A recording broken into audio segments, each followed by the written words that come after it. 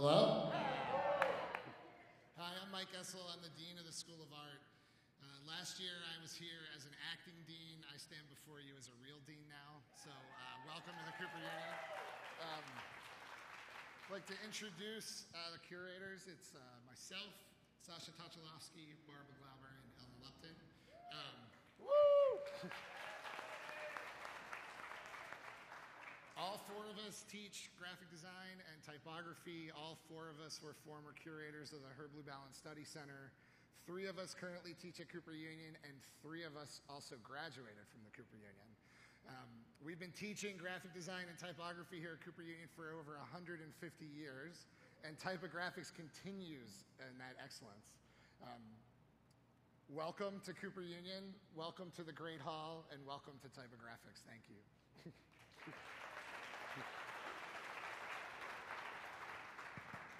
We'd like to begin by thanking our wonderful sponsors. We have Adobe Typekit and My Fonts, our platinum sponsors. Thank you.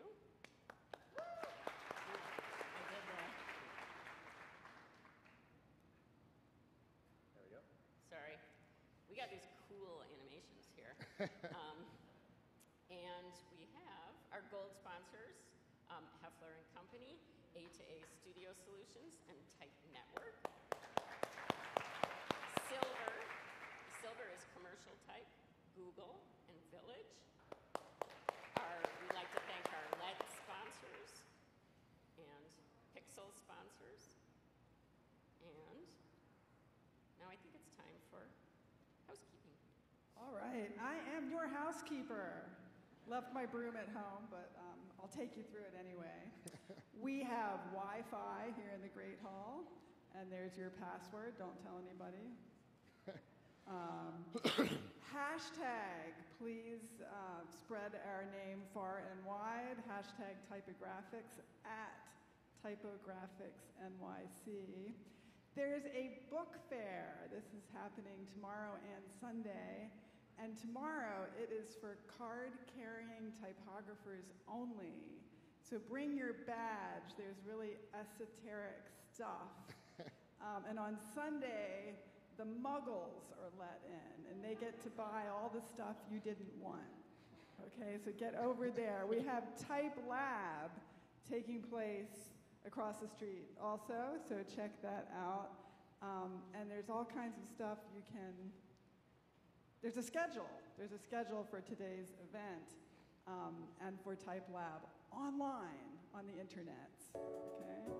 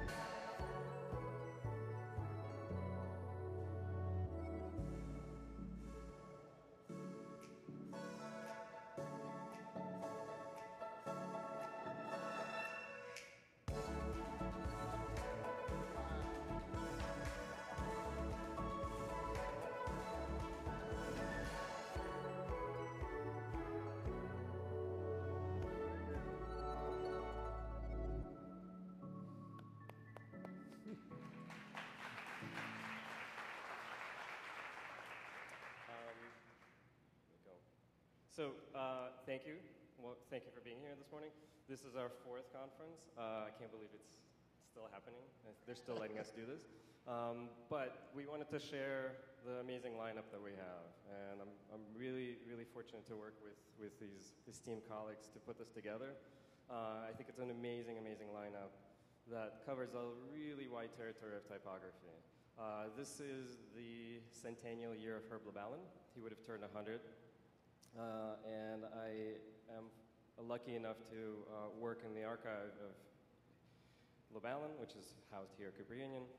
And I've been digging through the material because of the centennial year. And in 1959, Herb Lubalin said typography means different things for different people, which is, he's got better quotes, but I think that's a very, very good one, I think, and very appropriate to today because typography does mean different things for different people. And that's why we have the lineup that we have. We really wanted to explore that territory to really show ourselves as well, but you, what it means to do typography today. And there's a lot of connections, as Mike mentioned in the beginning. Connection to group reunion is very, very important. Mike and I have a lot of overlap. We've known each other since 1998, I believe. We both went to Cooper Union. We both went to Cranbrook. There's a lot of interesting overlaps, but it is my distinct pleasure to open the conference by turning it over to Mike, who is going to talk about other connections as well. So give a round of applause to Mike. Thank you.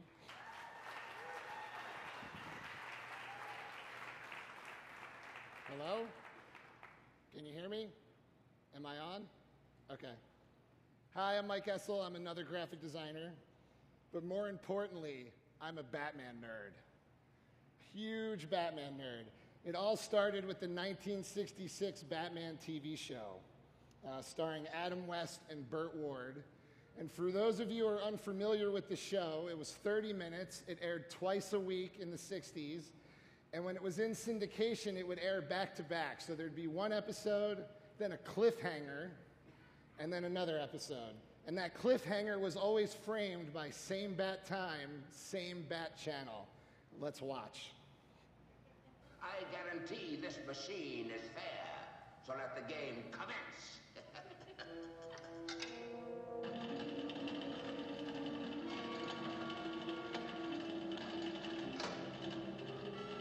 Horrors, 1 lemon. Double horrors, 2 lemons. And if it's a third, instant and inescapable, 50,000 volts. Close your eyes. Who dares to see it? Try us tomorrow. Same bat time, same bat channel. I was in love with this show. In love. It was like a religion to me. And sometimes I wonder, was it the first comic book thing I saw? Maybe that was Fleischer's Superman. Maybe that was Bazooka Joe. But I remember liking Batman early. That's me. So, Batman was designed. It was lettered. Here are some of the villains. Look at the henchmen. They literally say henchmen, Yak and Boff, Goon. Every fight scene had lettering. Powie, Awk, Crunch, Boff. I got hooked on Batman, hooked. So I started buying Batman comics, going to comic book conventions. I had over 400 issues of Batman by the time I was 13 or 14. I had 30 Batman t-shirts. I'm from a school, Abington, Pennsylvania. I worked at a comic book store there called the Comic Book Store, a name that would never work in Google times these days. This is my boss. My boss seemed to hate money. He would talk you out of buying comics if they weren't very good. He paid me in comics, and at the time I didn't realize what a good deal that was for him. I like to joke that I walked into the comic book store listening to Madonna, and I walked out listening to Metallica. I got really into some of the things around comics when I was there. I got into Wacky Packs. Show of hands, who's seen Wacky Packs before? I'm curious. Okay. I was especially fond of this one, I remember, the Logs logo. I got into Mad Magazine and started reading all the Mad Magazine back issues we had. And I got into comic book history. So I really became fascinated with who made these comics, right? So this is the first appearance of Batman in Detective Comics 27. And my boss, he turned me on to these two comics, which in the 80s, these were the comics, right? So, oops. So that's Batman The Dark Knight Returns by Frank Miller.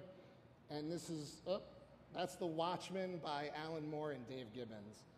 And what's amazing for me in Batman is that my whole life I've hated Superman. And in this comic, Batman destroys Superman and becomes, in my opinion, the mightiest hero there is. That comic also featured the Sons of Batman, or the SOBs for short. And this inspired me to make my first logo. So I made t-shirts with this. There was a fan club You had to answer questions about Batman if you wanted to get a t-shirt. I was the only member. Watchmen. So what fascinated me about Watchmen was the craft, how well conceived it was, how it was made. There's even one chapter that is the mirror image, right? So you get halfway through the comic, and then the artist flips it over and uses the same panel structure in reverse, right? I became obsessed with who makes these things, or as the Watchmen say, who makes the world. I also became obsessed with the Punisher, which is very embarrassing. This is the best way I can come up with explaining why I love the Punisher so much. The Punisher is known, it's embarrassing because he kills people. That's his superhero. That's his superpower, I mean. This sort of sums up how it works. If you're guilty, you're dead. So I was explaining this to my boss, and he was like, Mike, you know, there's a few comics where the Punisher actually shoots at civilians.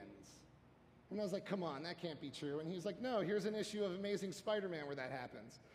So in this issue, the Punisher shoots at somebody for running a red light, and they shoot at somebody for littering. And my 13-year-old mind exploded when I saw this because I understood it to be commentary. The author of this comic did not like the character of the Punisher, did not like that he killed people, so he made a ridiculous cartoon of it. And so what happens next is the next writer has to write that away. So they decided that when the Punisher shot somebody for littering, he was drugged. And they had to make that go away. And again, this is just the minutia of comics, like how they're made. The other comic he told me about was this Kiss comic. Which you would be so surprised how influential this moment was in my life. Look at how awful this comic is. It's very bad. But what they did in this comic that was just crazy was, as a promotional device, they had their blood drawn and added to the red ink. Right? It's so gross. But I remember thinking, what are printing plates? What is this thing that they're doing? I don't understand any of this. And I remember taking this to my dad and saying, this band Kiss, they're crazy. Do you have any of their records?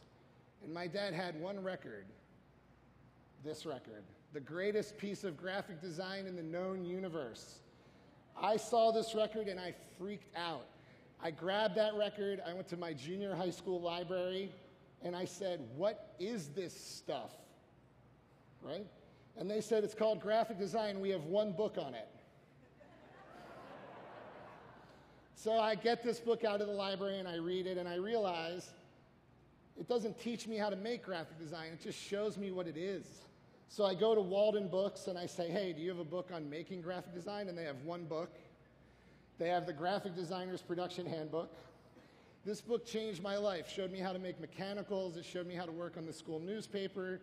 I worked on the school yearbook because of this book. I basically made my own mechanicals.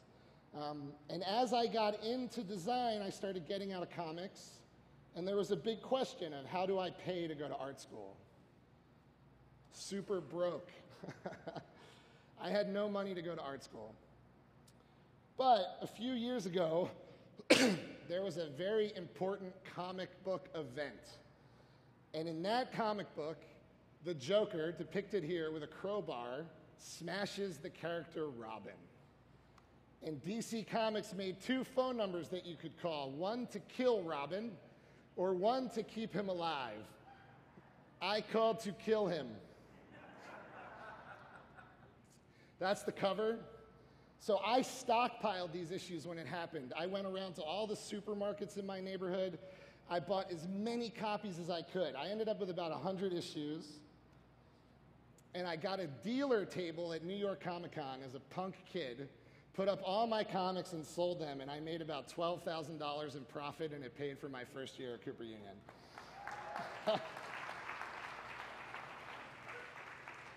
So I get to Cooper Union, and I have this funny question, which is why you hate comics. Cooper Union hates comic books. Anything I wanted to do with comic books, nobody was interested in me doing with comic books. And I was so confused. Comic books taught me about style, right? Look at the range in these depictions of Batman. Comics taught me about type and bold type and weird hand-lettered stuff. Comics were my first exposure to gay characters or characters dealing with HIV. And Cooper Union's crazy because one of the people attributed with the first graphic novel and sometimes considered one of the first comic book artists that's African American went to Cooper Union named Matt Baker. And Peter Cooper had a comic book. Right? So when I graduated, I started this firm called The Chopping Block. And back then, you could start a design firm pretty easy. All you needed was a computer and an ISDN modem. And I partnered with 2 other Cooper Union graduates, and then a 4th Cooper Union graduate, and I made websites. And that was no comics for 10 years. 10 years. And finally, I got a call from Chronicle Books. So after years of web design, I get this call, and they say, "Do you know anything about Batman?" So I switched from web design to book design. This is the 2nd book I've ever done. I'm going to fly through this, but I've done books for Batman Begins. So I got to hold the original appearance of Batman in my hands, and I wept like a baby. That's the original appearance of Batman, and I'll just fly through these. I got to work on the 2nd book for the 2nd Batman movie book. Got to work on a book for Superman Returns. Cover Girls. A lot of Batman in my life. Here's Robin saying hello. Hi.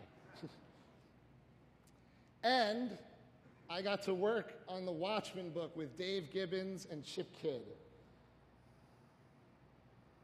So that's the case. These are this slide, Who Makes the World? That's the opening end papers. I got to work with Jerry Robinson, who created Joker and Robin. That's Jerry, hard at work. He's the crankiest guy I ever got to work with in my life.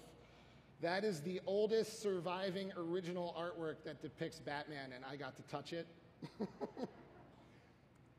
This on the right is the original card that Jerry used to pitch DC Comics on the Joker. That is the first depiction of the Joker, and I got to touch it. Okay. Now, like all comic book nerds, I have a podcast. So 2 fat guys and a microphone. This is me and my partner, Ed. And our biggest episode is about Guardians of the Galaxy, and that's Rocket Raccoon from Guardians of the Galaxy. Now, you're starting to wonder, why is he telling us all this? I'm going to get there. So Cooper Union went through a little bit of a crisis. We had not been charging for tuition for 150 years, and we began charging tuition. For 155 years, it was tuition free, and in 2006, the trustees and the president spent all of our money and built a building across the street. And the students protested. And they occupied the president's office for 65 days. And my part was I helped form the Committee to Save Cooper Union with 2 of my friends. And Isabella Pizzula and Claire Kleinman helped us as well. I made this website for us, and we sued. So what happens as a result of the lawsuit? Well, the Cooper Union president resigns. The New York Attorney General reaches a deal to end the litigation, and 5 trustees walk out the door. We now have a new president. We now are on the path back to free. The projection is that we'll be free in 10 years.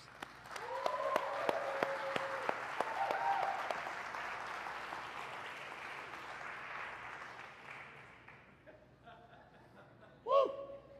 Why do I fight? That's my Cooper Union tattoo, in case you think I'm faking.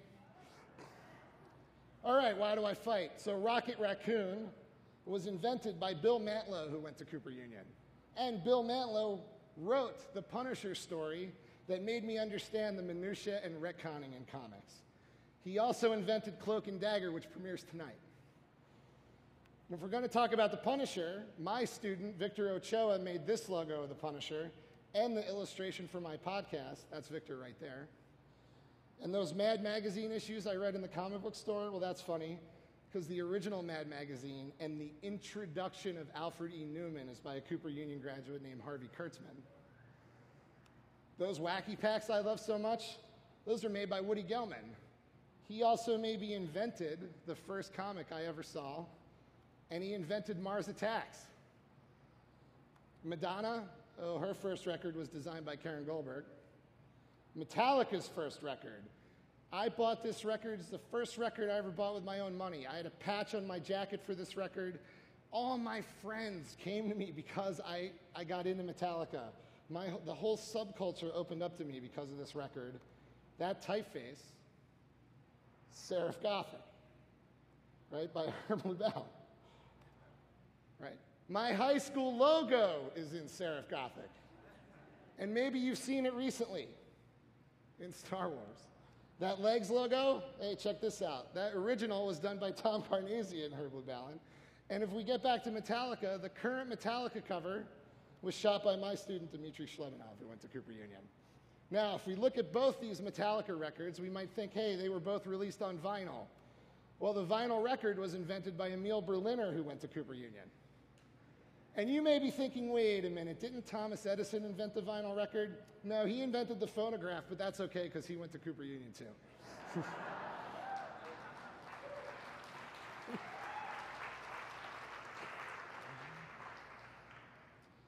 Now, I mentioned how to start a web design firm. I needed a computer. Well, all computers have microchips.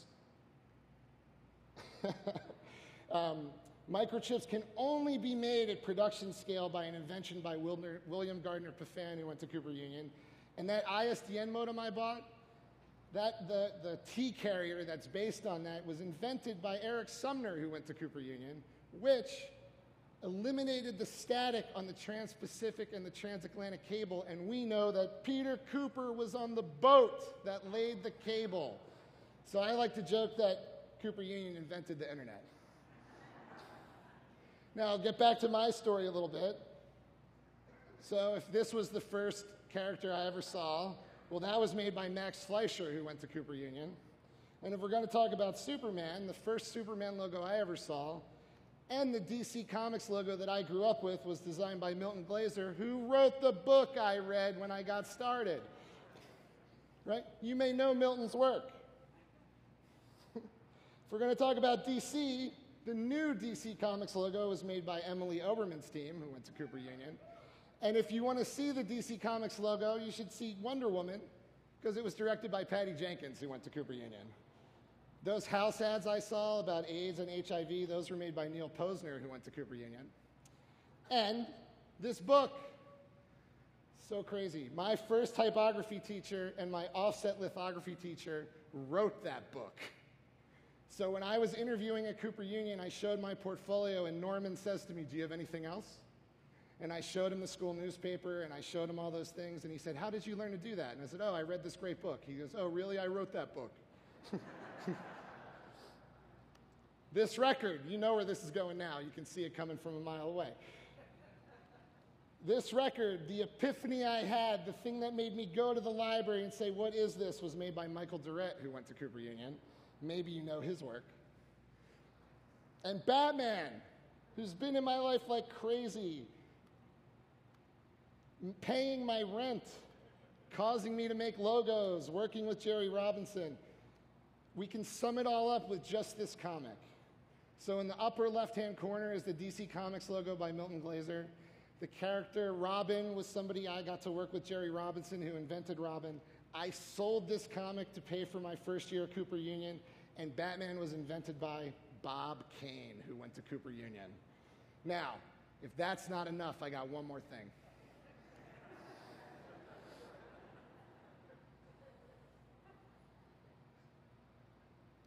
Same bat time, same bat channel. I saw this maybe every day of my life as a kid.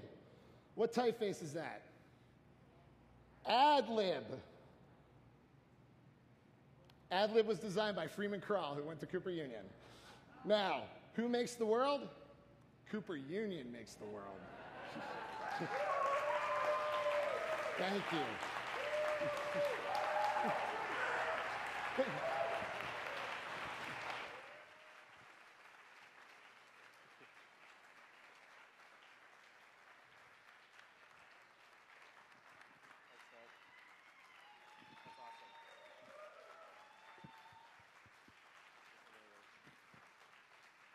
And that's why we're here, really.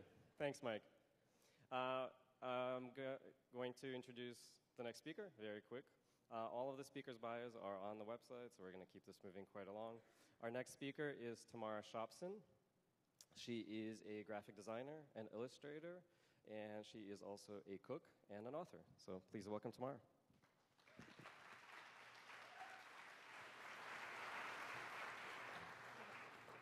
Hi. I'm not sure how I'm going to follow that. Okay, for the next 20 minutes, I'm going to tell you some stories from my life. They all involve type, but aren't necessarily about typography. In 2012, I got a fellowship with an organization called Code for America, and they were trying to bring open software to government. And they were based in San Francisco. This is the public transport logo there. So I moved out there to San Francisco with my husband, the photographer Jason Fulford. Here we are in front of the giant camera. It's a big camera obscura right on the beach. I love this A that I'm pretty sure is a reference to the way a camera obscura funnels light, but it might have just forgot to do the countersink. Here's footage of what it looks like actually inside the camera obscura. So it's like projected on this disc. So most of you maybe have been to San Francisco or know that it's really beautiful and smells like eucalyptus, except for when it smells like weed. But I was born in New York, and I loved New York and was super homesick immediately. I missed my twin sister, and I missed my family restaurant, Shopson's, that I grew up cooking every weekend since I was like 18 with my dad or my brother. And when I got to San Francisco, one of the first people me and Jason met was this man named Joseph Del Pesco, who worked at something called the Caddis, which is this private arts foundation based in San Francisco and Paris. And they collect contemporary art, and they put on this huge amount of public programming. And he invited me to cook pancakes there.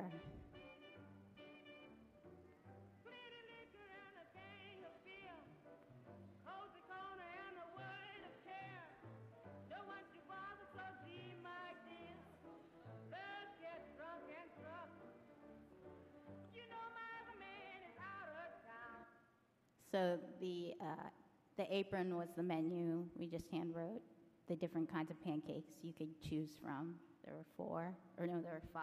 There's one down there on Helena's tummy. And we made this stencil out of cut plexiglass. It's pretty big, and put it on the table with paper and colored pencils. And the stencils were meant so you could make spaghetti and meatballs. But people made all sorts of things out of them. They also used the letter forms. So CFA started, and it was a nonprofit, but it had all the cliches of a startup. So stand-up meetings, agile development, tracksuits. But this was at City Hall. And on my way to work every day, I would pass this sign shop called New Bohemia, and kind of drool on the window. And my husband, Jason, somehow convinced them to start giving lettering classes. And then he gave it to me as a gift. So this is Damon, the owner of New Bohemia, showing basic strokes. And the class came with this guide to sign painting that was made by a TA named Caitlin. And it's a beautiful book. She used salvaged paper, and it has all these great tips. And Caitlin was a TA in my class, and she really showed me how to palette brushes, and she became my kind of sign painting mentor. And last February, I was in San Francisco, and the people I always stay with, their door had been broken and the glass replaced. And so they used to have these vinyl letters. So I asked Caitlin to paint to try to replicate it. And of course, she didn't paint the 9 backwards, but like it was that way, so I asked her to. So now whenever I'm in San Francisco, Caitlin lets me use her studio. She's on Instagram if you want to follow her. And last time I was there, Jason had a book event for this book called Where to Score, which was made of old 60s classifieds, and he did this human scavenger hunt in the Haight-Ashbury, and they had all these characters, so we got this props, and I painted them all for each character.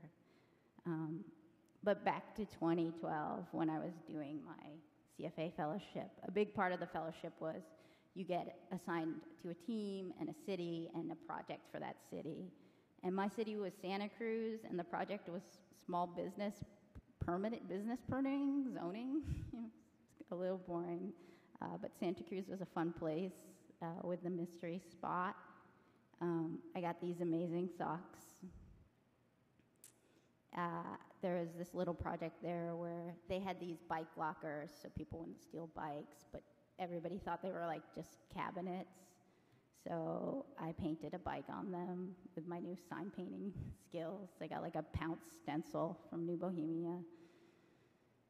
And then pretty soon it was back to San Francisco. This is Team Detroit. This is Jessica from Team Macon coding while watching Law and Order. And in the Mission in San Francisco at that time, there was a gallery called Will Brown, which was a consortium of these 3 people, David Kasperzak, Jordan Stein, and Lindsay White. And they had this great show called Earth Putt Up, where it was miniature golf of land art. So this is Robert Smithson's Spiral Jenny, Isma Noguchi's Face to be Seen from Mars. They had Carhenge. They had the hardest hole was Rodin Crater. It was impossible. But they also had this snack bar. And Lindsay invited me to cook because she knew I was homesick. So I went to Japantown and I made these homemade steamers, caramelized a ton of onions, and then made the best facsimile of the sliders I cook here that I could. This is a goofy side project I did at Code for America. It was made with the help of Nick Doran, Jesse Browns, and Serena Wells. And it basically was sort of meant to inspire civic engagement. And what would happen is you'd find your street, and then you'd find your street, and then you kind of drag this sort of civic bling, like a crossing guard or a bike lane, and then you could maybe send it to your representative and be like, we need a bike lane. And these were automatically collected in a tumbler. And I don't know if they were done from all over the world, but they were from all over the world. So, and across the bay, me and Jason were introduced to this letterpress printer named James Lang. And here he is. James still uses movable type. He's a 2nd generation printer. His printing company is actually called Horinsky Printing, if you need a printer. This is his dad, and they're kind of bread and butter. What they specialized in were like roller derby posters and weird off East Bay wrestlers. And so Jason and I did a couple jobs with him, but we also bought some dead stock of his wrestler cards and made Christmas cards. I had a memoir coming out, and one of the jobs I hired James to do were these invites to our media brunch, which got canceled by Sandy. But so on the left is all hand set type. The right, I made a die for the cover type, but the green is actually like a wood block James carved. This is me loading them up. So then I wrote another book that came out last summer, and this is one of the trailers for it.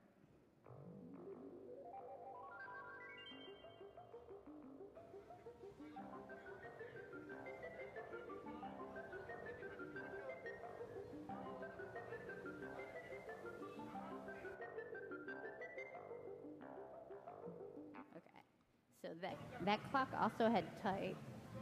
I only have this little video of it, but it was in Kanazawa, Japan, if you want to go find it. Arbitrary Stupid Goals, a memoir. It's about growing up in New York. It's about philosophy that I was raised with and more, but I'm just going to read a little excerpt of it.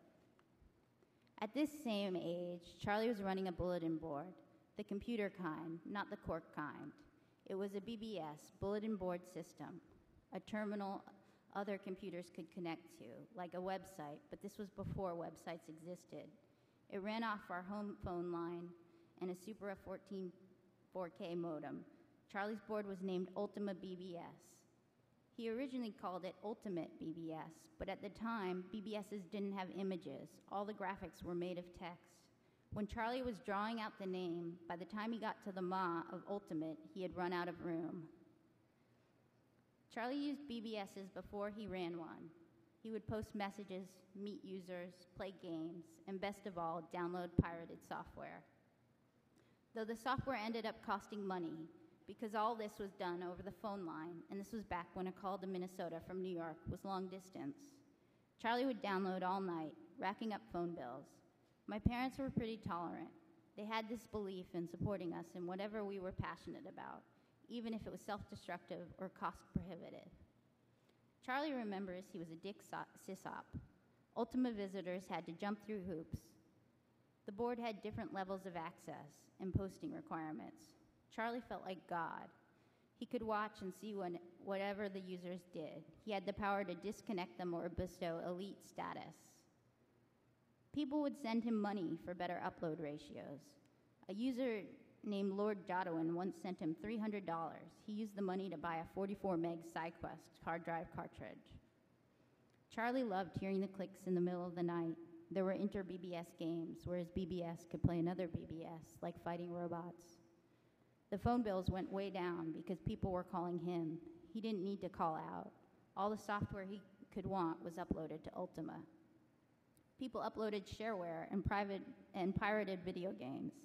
They also uploaded thousands of dollars worth of new desktop publishing applications, like Photoshop and Quark Express. In high school, Charlie began typesetting the store's menu in Quark and printing it on our Apple laser printer, pamphlet style. My dad, now through Charlie, could change the menu anytime he wanted, which was always. One day, a regular came up to my dad and said he saw Charlie's name on an FBI list. The list was of people the FBI was planning to investigate for software piracy. I know parents are supposed to feel pride when you graduate or get married, but I don't know that from experience. I know it from movies. Because this moment of finding out Charlie was on the FBI watch list to this day fills my dad with that glint in the eye. This is one of the first menus of my family restaurant, the store. It was maybe early 80s. You can see our phone code still was letters. WA, that's 9245160. That was my home phone number.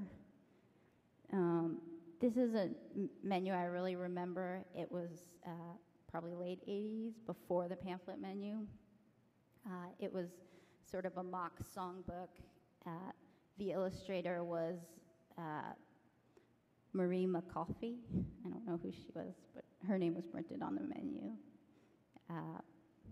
So this is my dad, and in addition to the menu, there was always this special board that he would update every day with his handwriting and sort of carefully wipe it off. This was when dry erase technology was very bad.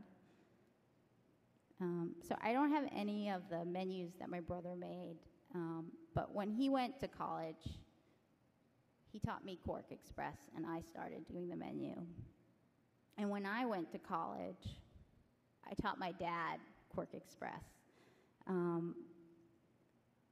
My dad had just started using a computer, and it was really difficult. And some of my strongest memories are of my dad calling me in tears, just sobbing, angry, asking how to delete a text box, and just saying Command K, and he would thank me and I'd hang up.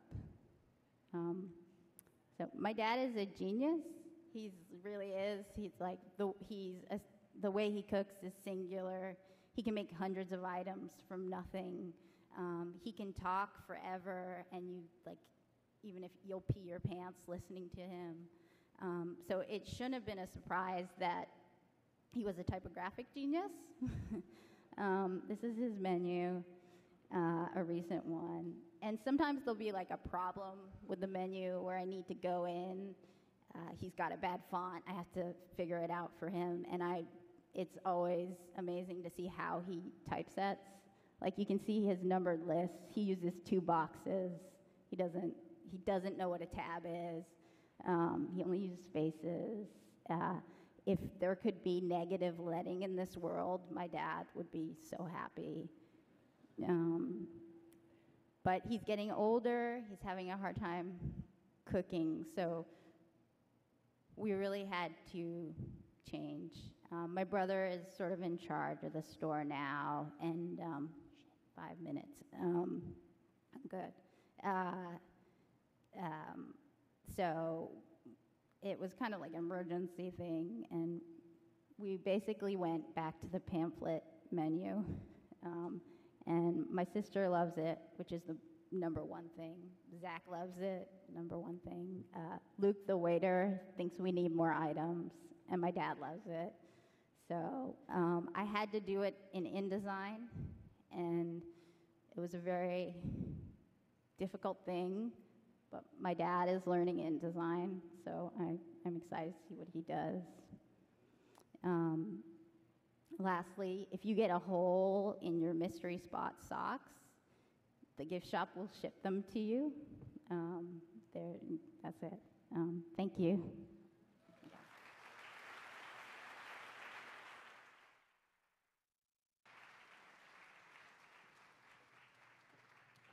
Thank you. Hello. Our next speaker is Bobby C. Martin, my old friend from the AIGA New York board. Bobby and I together, we worked on a Nicholas Troxler exhibition that came to Cooper Union how many years ago? Oh, many moons. Many moons ago. Bobby is now the founding partner a founding partner in OCD, where he works with clients like Girl Scouts of the USA and the NBA. Please welcome my friend Bobby C. Martin. Thank you, Mike.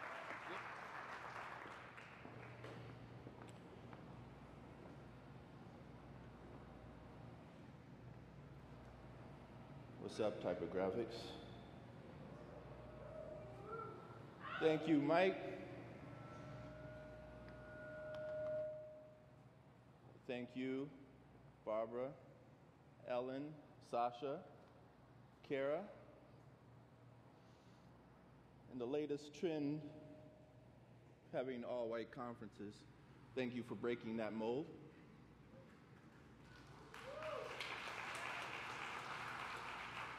When we have diversity in our conferences and diversity on our boards and diversity in our schools, then we have diversity in our design firms and diversity in our industry, and it makes all the work better, and it makes the world a much better place.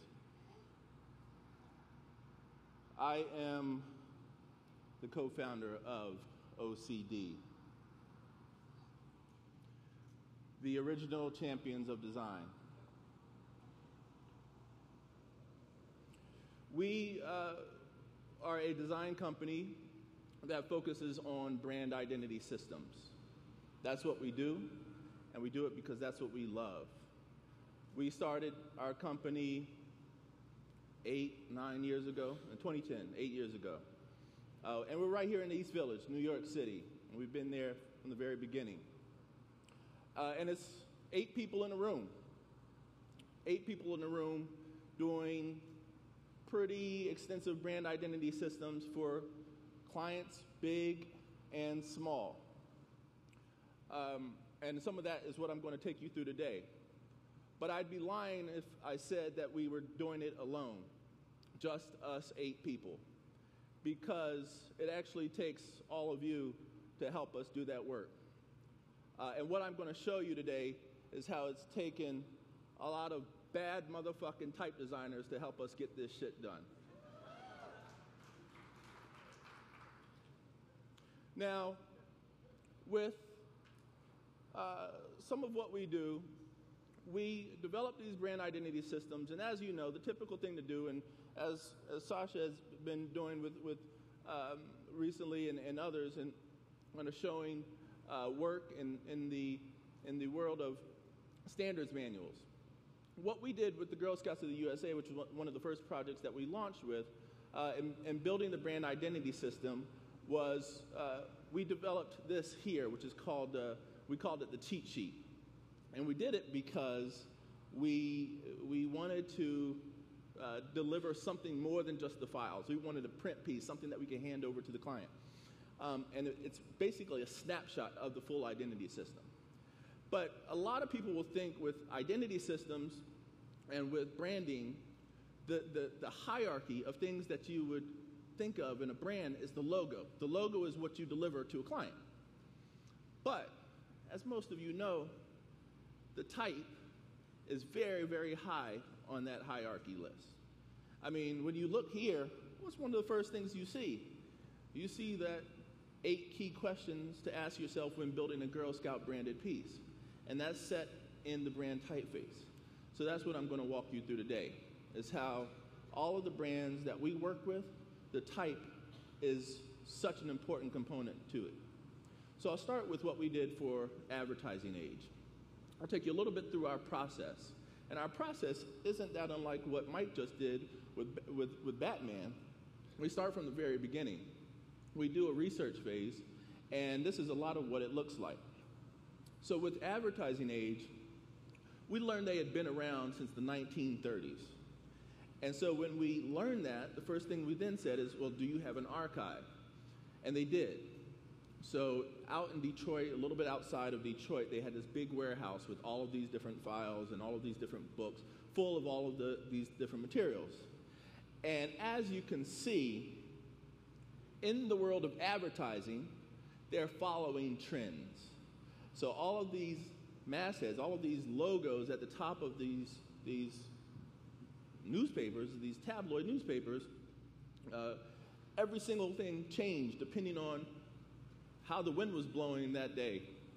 You know, so you had this and that and that and this, and you know, it's 80s, it feels like the 90s, it feels like the 70s. And then we started to look back in other files, and we learned that they actually had an interesting mix of type. They had this mix of type that they were pulling a lot of different type choices and this eclectic mix, so they knew type and typography, so that's something that we could actually leverage. They were advertisers. There were a bunch of people that understood branding, and there were some icons, and there were some other things there that we knew that they could understand. But the one thing that they had been doing since the very, very beginning is data. They were doing data before people knew what analytics was. So that's something that stood out to us. And Advertising Age was important. They had big advertising in the actual book, in the magazine. They even advertised in their own magazine. And in that, it stood out because of its color, because of the type. So these are all things that we learned in our research phase, in researching this brand. Now, you know, with advertising, one thing that's kind of interesting is sometimes you get these copywriters that know really how to wrap something up in a short and easy way and in an eloquent way. But then sometimes you can get a little carried away. And so they wanted to think of themselves as being industry badasses. And so what they ended up doing is calling themselves industry badasses. But you know, as soon as you start calling yourself a business badass or an industry badass, the last thing you are is a badass. And what we ended up doing is in that dive in the archive, when we had to come up with a way to move them into a new world, we said, you know what, don't call yourself a badass anymore, because that just actually sums up that you're not a badass. But in your history, we learned that you were actually acting more like a badass because you weren't calling yourself a badass. You were just saying, you know what, this is important stuff to important people. And that more embodies what you want to, what you're trying to say. So why don't we actually go back to what you were doing then and see if we can move that more in a forward-facing way. So maybe we can use that, something that we learned from the past. We also loved that first logo that you saw there. So this is that timeline. So we pulled out some of those logos that you saw on the front of those pages there. And we went back from the very beginning. We moved up into what you then will see. But this is the very first issue of Advertising Age. And then moving them forward, we had to understand that history. And we started at the very beginning here. And it has this sans serif typeface at the top. And so what we then did is we wanted to think, if we can shorten this, Advertising Age, everybody just called it Ad Age. And so we did. And we called on one of our favorite type design friends. As I mentioned, we can't do this alone. So Tobias Frere Jones, maybe you've heard of him, to come and help us out. And so Tobias helped us to redraw the masthead, the logo, into this shortened logo for Ad Age. So the thing that stood out here, as you can tell, you have that fairly warm, open, sans serif typeface, but then that G and even the E are quite distinctive. And then that gets pulled into a brand book or guidelines document. And it fits there really nicely at the top. So that G becomes almost like this clip, so you can really hold information in a nice, easy way. So this is actually how it works. So some of the things that we touched on, you see this A, this nice high cap height, so it's a lot warmer, a bit more modern than what was there in the very beginning. You kept some of those details of that E, and that G is so distinctive. That can be used in a way here where it's stacked. That can be used, definitely something we had to consider in social media.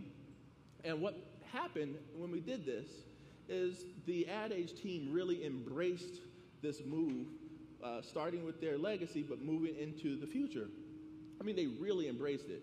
And when you start to get the team involved, when you're working with the management, when you're working with all the people and you're teaching them along the way, when you get the type designers and the type designers are helping you to show the client why you're making certain decisions and how this is these design decisions aren't just, once again, trend-based. This is something that's there from the core.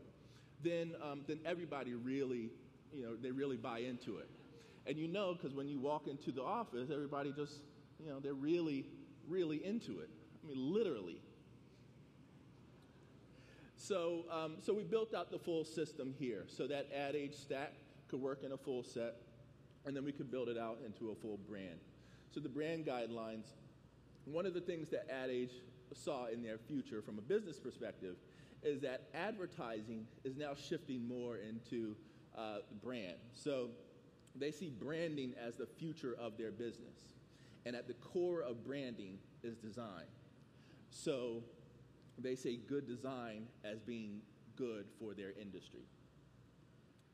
Tobias and his team helped us not only develop that word mark for Ad Age, but then we started to leverage Retina and Exchange as typefaces for the website and the publication as well. We were able to customize it a little bit to have it sync up with some of the qualities of the word mark as well as work for legibility. And now we have a full set of materials that works not just with the logo, but inside all of the pieces as well. Color became very important for the brand. So we have this pretty diverse color palette that then could be extended. Ooh, I got to speed up. and across a lot of different materials.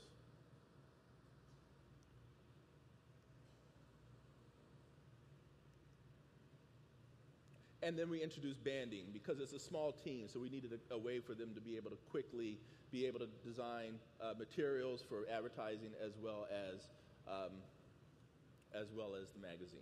Okay, so moving right along. We have been working with this brand for a very long time, and they make a lot of different things, as you can see here. And so what we had to do is develop a system that helped to clean up some of these 300 different pieces. And not only did we do that, we had to figure out how to make this logo have a little bit more, be a little bit more modern and have a little bit more presence. What we notice here is that you not only say MBA once, but you're saying MBA twice. So how could we clean that up? And how could we give them a little bit more presence? So here is where we worked with a few other designers, Elizabeth Carey Smith, and Commercial Type, to help us develop a taller, slender, more athletic word mark for the MBA. We removed that second logo that was inside of the mark, and then we had the full mark here. And then, moving from this point, we were able to extend this. They loved it so much that they said, hey, what can we do for business cards? So we made the logo the business card. One of the fun things that we were able to actually do, though, is a subtle thing, but the MBA works with so many partners that we wanted to be able to come up with a unique way for them to be able to work with partners. And so we just took a little piece of the logo and used this dot or the ball as the connector when they're working with partners. So you can see how that works here. And it's a small little thing, but it's one of my favorite parts of the whole system, where you just have this little dot as the connector. But back to typography. So we worked with Commercial Type and Eric Van Blockland and using Action, and we customized it to make it a little bit more special for the MBA. So building on that dot, we made all the dots on the eyes, and we made a couple of other tweaks to the letter, to the numerals, to make it a bit more distinctive for an athletics brand. And then we introduced Action as now Action MBA for this team, for this league. We gave them this full mix of type that's tall and slender, just like the athletes. And now all of those different logos that was an individual logo for every single thing is now all based with Action MBA at the core. And not only working with Commercial Type for Action MBA, but then we worked with Commercial Type and Miguel Reyes at Font Taste to do lettering for MBA Cares and updating Cares. And, you know, the crazy thing about the MBA is they're not just, you know, guys here. Then they say, oh, Bobby, what can we do for our MBA store in Dubai? We need to say MBA store in Arabic. And I said, okay, well, you know, I have a student an Arabic type designer named Ali Madad. Ali, can you design MBA store in Arabic? He said, yeah, I'd love to do that. So we had him do that. I said, Christian, we need to do a whole set of lettering in Chinese. Can we do that? He was like, yeah, we could try that. So we worked on that. And then I needed a little bit quicker, so I said, hey, Zapong, we need some Chinese lettering. Can you help us with that? And he said, oh, yeah. So Zapong Zhu, Christian Schwartz, we did both Chinese, Arabic. You know, I'm multinational nowadays. So you can see how it all comes together with the little LeBron, a little Stefan. So that's how we roll. So it all comes together with the MBA, and Action, the typeface right at the beginning. So it's 8 people in the room doing all this shit, but it's all really done by that much broader network. We just did this for the NBA. We did that for the NBA G League, moving them from the D League to the G League, and we did that with the WNBA. So now the family is complete. I'll quickly go through Dartmouth because I know time is creeping up on me, but this is a fun one, especially for the type designers. And Dartmouth, up in the Ivy League world, that I didn't know anything about until I actually started a design company. Then they started calling, but back when I was a high school student, they didn't want nothing to do with me. So Baker Tower, this is their library. Within the library, they actually have type, metal type, and then they have a special archive library where we started working with Dartmouth. And we went in and we said, hey, can you pull a whole bunch of things from the archive? So we went in just like with Ad Age, and they had all this stuff on the table. So we started looking at all of these different things. They pulled out all the stuff, and we started grabbing looking at the iconography, looking at the type, looking at the seal. Just beautiful, beautiful stuff. The thing is, when you first start working with a client, you have no clue what you're actually looking at. So we looked at, they had Xeroxes of this, and I didn't know what this was, but I knew that the lettering around this was really interesting, and we said, oh, maybe there's something we can leverage from this.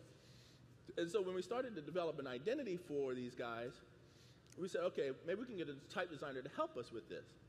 So we called up one of our friends, Jesse Reagan, and we said, Jesse, hey, we're working with Dartmouth. There's some type and there's some iconography that we want to work with these guys on. And Jesse said, well, it's funny that you say that. There's this guy named Rudolph Ruzicka that I've been studying for 8 years, and he lived up in Hanover, and he's been studying type and developing type for Dartmouth's medals and their medals and their coins and a lot of iconography up at Dartmouth for many, many years.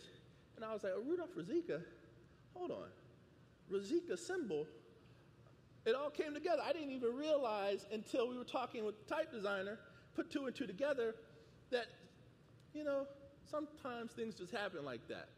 So what we ended up doing is we worked with Jesse to develop a word mark for Dartmouth that was inspired by the original type studies that Rudolph Ruzicka had done.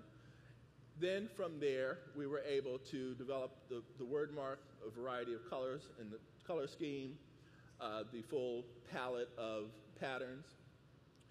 Then we learned about John Scottford, who had done this symbol, and the symbol was, based on what they call the lone pine, and so we were able to update that. Using the D into the pine, we came up with the new logo for Dartmouth, which now flies up on their campus. And, one of the hard parts about working with a college is getting students to embrace it, which is still a challenge, especially students that are there now. But it always helps when you have, is there sound here? Look at the new logo, the D-Pine. It's beautiful. It reminds me of what college-age Mindy thought a marijuana leaf might look like, but I was too scared to actually find out. So it helps a little bit. So then Jesse actually developed, based on another typeface from Rudolph Ruzicka, we developed a full set of light, extra light, light regular, full family of typefaces in italics for Dartmouth. And we love this. This is a typeface that they use, the serif typeface, in conjunction with the word mark.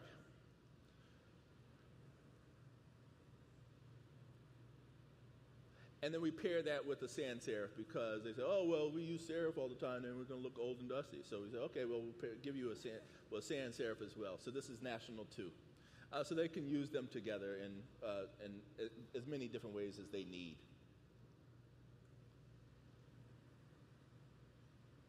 All right. Again, when you think about the hierarchy of brands, a lot of times you think of the logo. But here, the things that stand out, that word mark, type-based, and typography is key. When you're doing communications and messaging, the type is core to the brand. So one more thing that I'll talk about, it's less of a big brand thing, but something that was really close to our heart. We approached it very similar to how we approach our work for Ad Age, the MBA in Dartmouth. We started with research. The Atlantic called, and I know I only have a couple of minutes, but the Atlantic called, and they said, hey, Bobby, we have this project where we want to do a magazine issue for the Martin Luther King 50th anniversary of Martin Luther King's death. So April 4th, 2018 had been 50 years since he was passing. And so we'd like to do a special issue we'd love if OCD would design it for us. And we said, okay, sure. So we started with some research. This is that iconic photo of the Memphis sanitation workers. But what we did is we actually went back into the history. We looked at as many magazine covers and album covers and things that actually used Martin Luther King's photo on the cover, or typographic references, Jet Magazine, Ebony Magazine, Newsweek, Time, Life, The New Yorker, Illustration. And we tried to gather as much reference points from the past as we could, and then we had to think about what the Atlantic looked like now. And then this is what special issues for the Atlantic looked like. So the Atlantic had done it for JFK, they had done it for World War I, they had done it for the Civil War.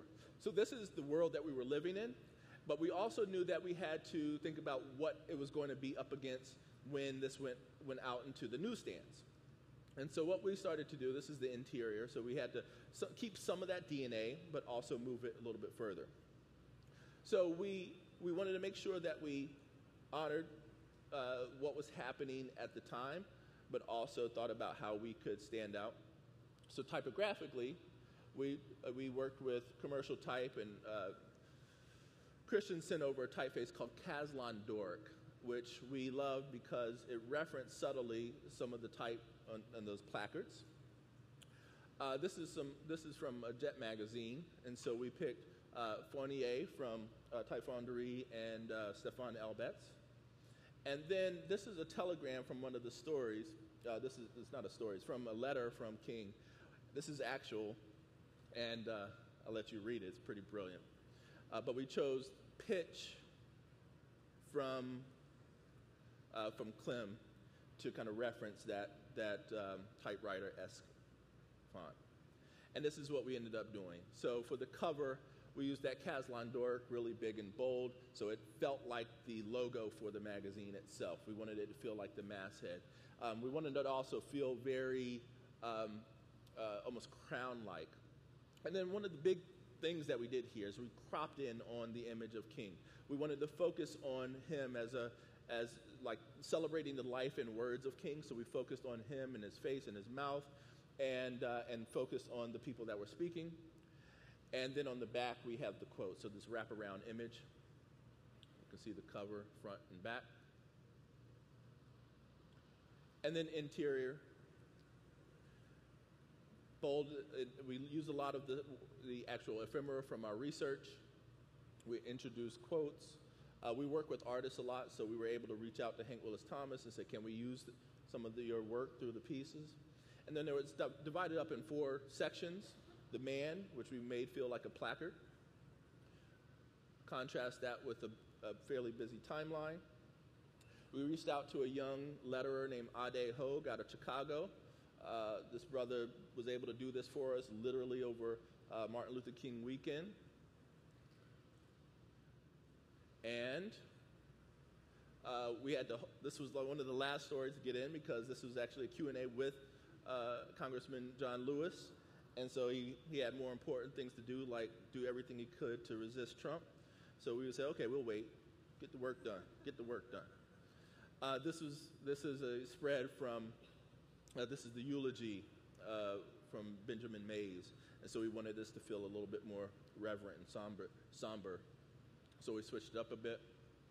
This is all in pitch, introducing King's 3 evils. We built this out on a modular grid that could shift depending on what we were referencing, dividing it up with another all typographic divider page for racism. We wanted racism to feel a little bit jarring, like teeth biting. And opening up with some white space.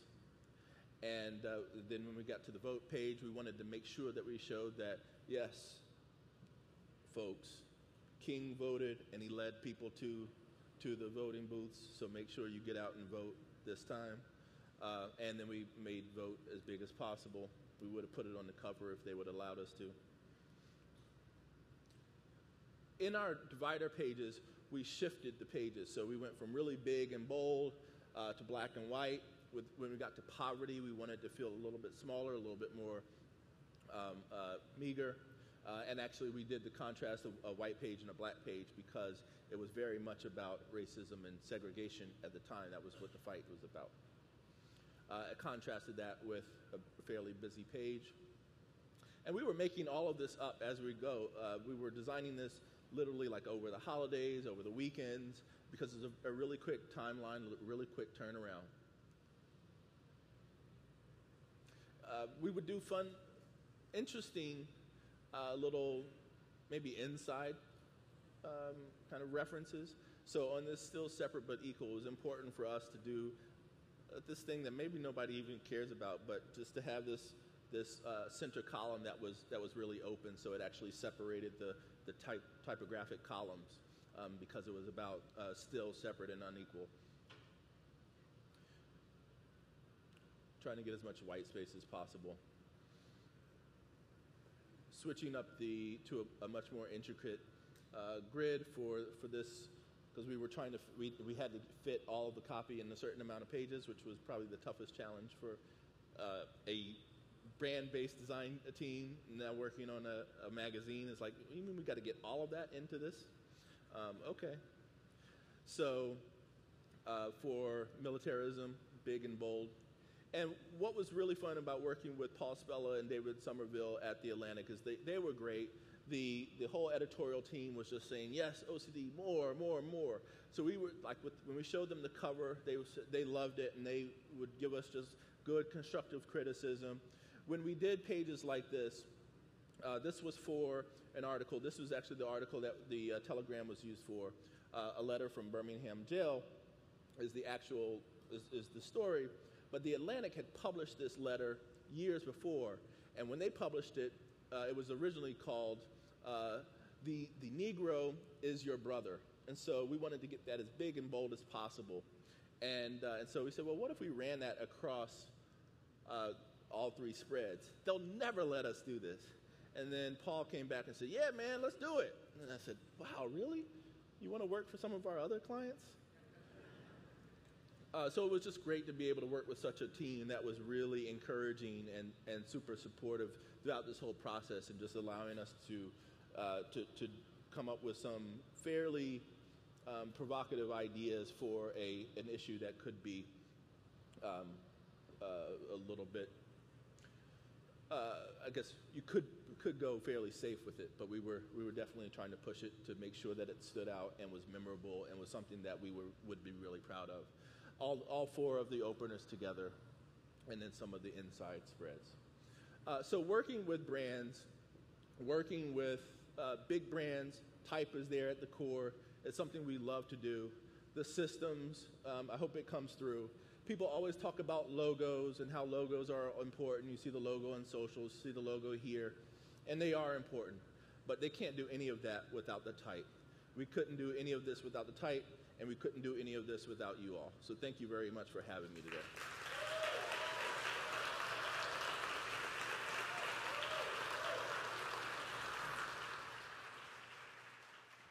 Thank you. Thanks, Bobby. All right. It is now time for the bathroom break. Be back by 11:30, please.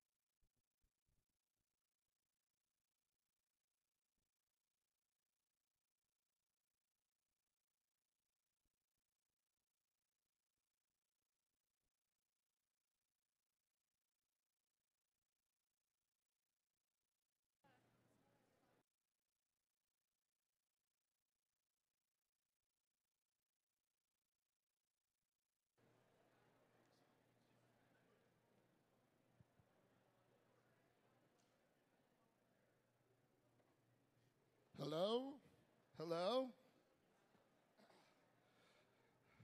Welcome back. Our next speaker is Jennifer Daniel. Is she here? Where are you? Hi. I've known Jennifer for a few years now. We even worked together once when she was an art director at the New York Times. A few years ago, we both moved to San Francisco, but fortunately, I escaped. Jennifer does a lot of things now at Google, but I know mostly, or maybe not mostly, but the thing I'm the most interested in is the emojis. Please join me in welcoming Jennifer Daniel.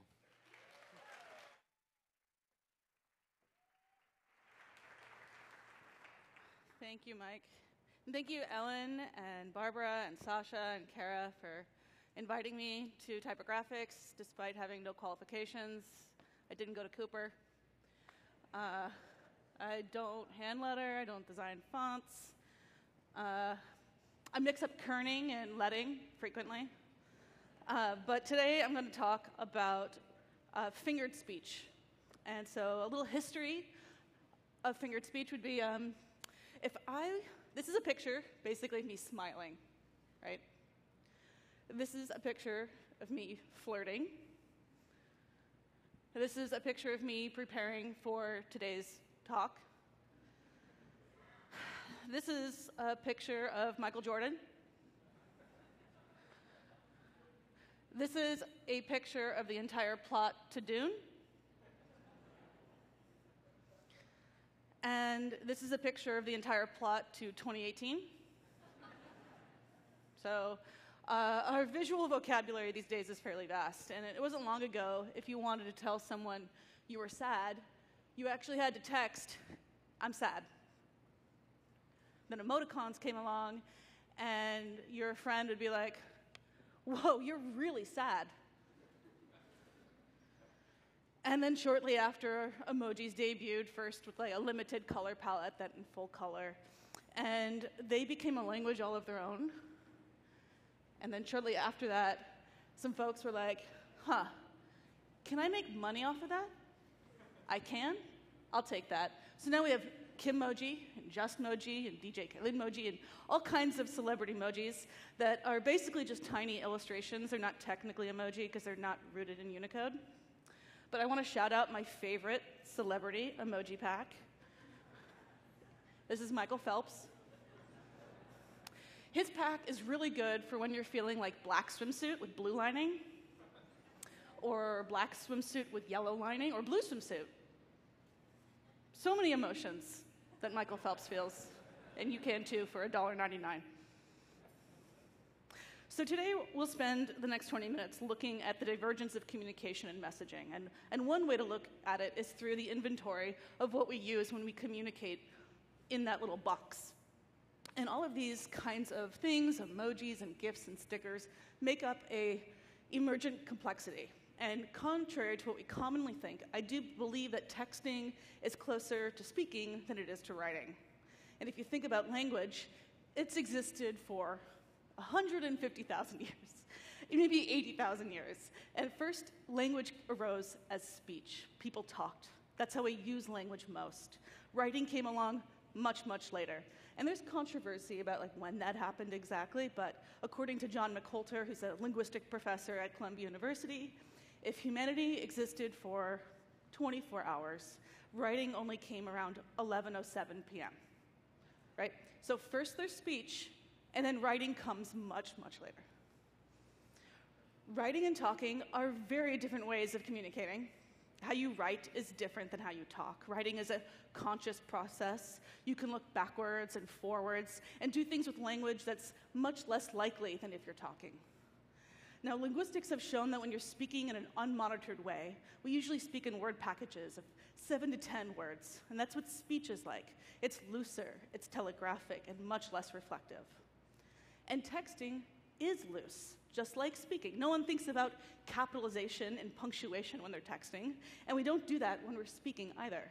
So texting may have a similar mechanical process to formal writing, but really texting is like fingered speech.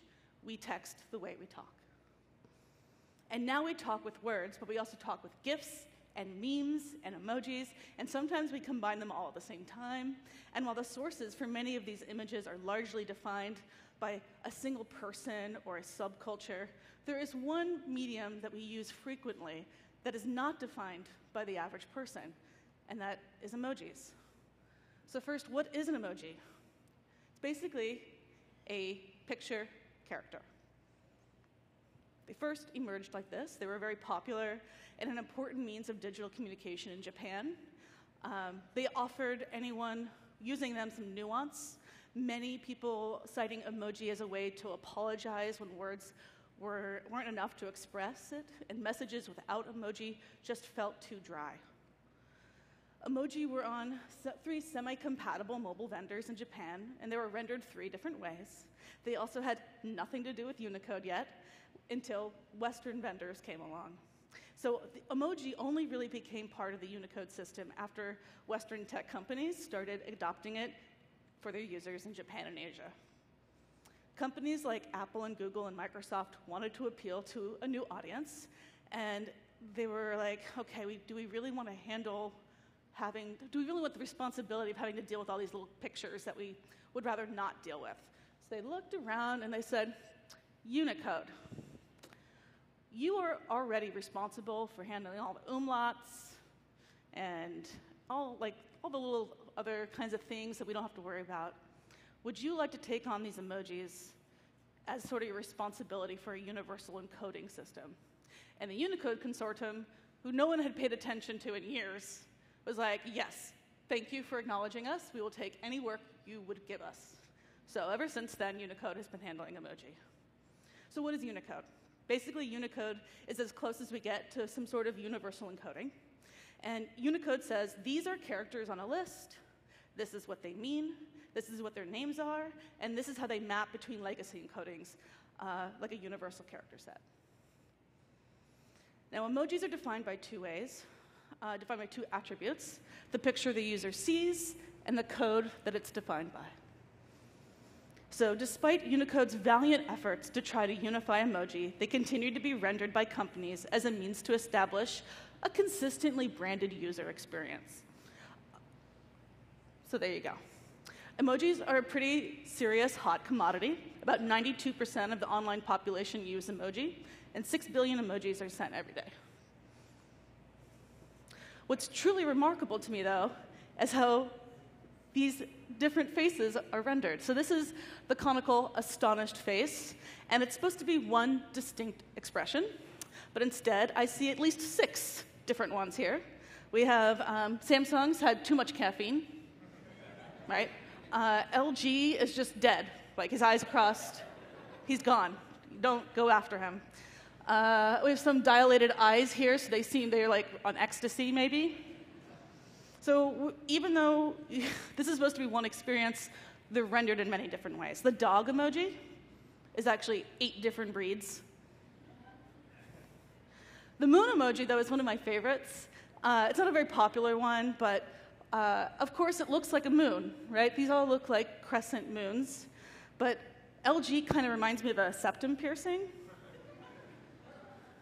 And Facebook, like a piece of cheese. Or rotten banana. A toenail clip. So the real problem, though, is when you're actually trying to communicate. So this is something that I would text my husband, Alan, that work was crazy today. And then this like crazy octopus, work was crazy today. And I work at Google, so I have an Android phone, and this is what it looks like. But he gets this, because he's on an Apple phone. And he's like, work was crazy today, you had sushi? What does that mean? So like, this is what I'm sending, this is what he sees, and that's outrageous. The meanings are completely different. This emoji translation has definitely affected my marriage. So there's this audacity that corporations have when they decide the meaning of a framed picture, when really I get to interpret the meaning of the picture within the frame. For example, wow, must be so nice to be so sure of your worldview. Idyllic picture. With someone on a different phone, they get a picture of a very silly cat, or the Mona Lisa. No one wants to be misunderstood. And this pursuit of creating some sort of universal iconography for everyone certainly is aspirational, but that isn't actually what's happening. Instead, in this pursuit of branding and marketing, the style and detail of the emojis are offering brands an opportunity to say, look at me, I'm a cat. To be fair, aesthetics are largely opinionated, and it's hard to divorce the style from the meaning. The peach emoji, though, is a really good example about how style can render meaning, and how, in spite of how a brand wants to control its own image, the people ultimately decide what is a peach and what is a butt. So Apple tried to redesign their peach, and the people wouldn't have it. We have our beautiful butt back. But this goes beyond style. Every year, the Unicode Consortium accepts petitions for new emoji. And instead of thinking of emoji as imagery that can build on text, much like punctuation, these petitions include adding more nouns like a juggler or Mrs. Santa Claus. Every time I hear someone saying, I wish there was emoji, I hear, can you permanently add a wilted rose, a glass of whiskey, a polo player, a pregnant person, a second place medal, hang 10, a shruggy to the alphabet? I mean, these are tiny pieces of Unicode. Are they really adding any value to what already exists in our lexicon? But they can. And one of the newest emojis is this dumpling emoji, which is a really good example of when an individual can propose emoji, not a corporation. So this was proposed by a designer who, in her own words, said that this was her little contribution to cross-cultural communication in the age of globalization. And that's a really exciting thought. She was looking to see herself in the inventory of emoji. However, once this petition was accepted and Unicode then told the vendors to render their dumplings, we ended up getting a variety of dumplings. So it can't decide if it's a gyoza, a pierogi, an empanada, a Chinese dumpling, a ravioli. It's a total mess. And that's because the universal definition of a dumpling, or this concept of a dumpling, is fairly universal, but the way it's rendered culturally has so much variety. And while we normally don't think of emoji as a place for creativity like art and music, individuals in communities of the world are injecting meaning into seemingly meaninglessness. And that's as much as what an artist does or a musician. And I love this. So a friend of mine, Damien, he tweets elephant shoe to his wife instead of hearts, because if you mouth the words, it looks like I'm saying, I love you. It's the best use of elephant emoji I've ever heard. A friend of mine uses this sequence to describe like having a nervous breakdown. Another friend of mine uses this just to say, okay, we're seeing eye to eye. I get it. De-escalate, eye to eye, I get it. And my buddy Ryan uses the second place medal to connote parroting blunders, like when his daughter falls off the slide. And so while we go through life mostly unaware of it, humans mimic each other's expressions and emotions when we're talking in person. And this emotional contagion is part of how we show empathy and build relationships. And according to a recent study published in the Journal of Social Neuroscience, looking at faces crafted from colons and parentheses can trigger the same facial expressions, or same facial recognition response in parts of the brain that take place when we gaze into each other's eyes in meet space. And that's why it's so important to understand that if emojis and emoticons are the way we digitally express emotion and empathy, those emojis are defined and curated by corporations and private consortiums. And it's a curious thing to consider if we are merely extensions of branding and marketing when texting elephant shoe to a loved one. So Google recently redesigned the gumdrop emojis, and if you're measuring a redesign on a metric of being more universally understood across platforms, this was a very successful redesign. But to totally contradict everything I've just said, I really miss the old gumdrop emojis. Look at her, or him, or they. I love whoever that is. I don't know what it is. but it's innocent and it's delightful. And the original description for this emoji was just a person dancing. And that's it. But what we have on the right side is like not just a person dancing, it's a woman dancing. And she's tango dancing, or ballet, if you're at Twitter. And it's just so specific. But we redesigned, and to be more universally understood, we conformed to the rest of the vendors, which is fine. It's important that the emojis do work, but man, do I miss her. Let's go back to her. Look at her. I love her so much. I miss you. Okay, so recently became the new creative lead for the emoji program at Google. And one of my favorite things about working on emojis is hearing about everyone's emoji opinion, because everyone has one. And one way I get insight into this is through bugs that you can file through GitHub on existing designs. So the salad emoji came across my desk. Let's see. The Unicode description of this emoji is, quote, a bowl of healthy salad containing lettuce, tomato, and other salad items such as cucumber, so the inclusion of eggs is unnecessary. Okay. So I looked. He's right.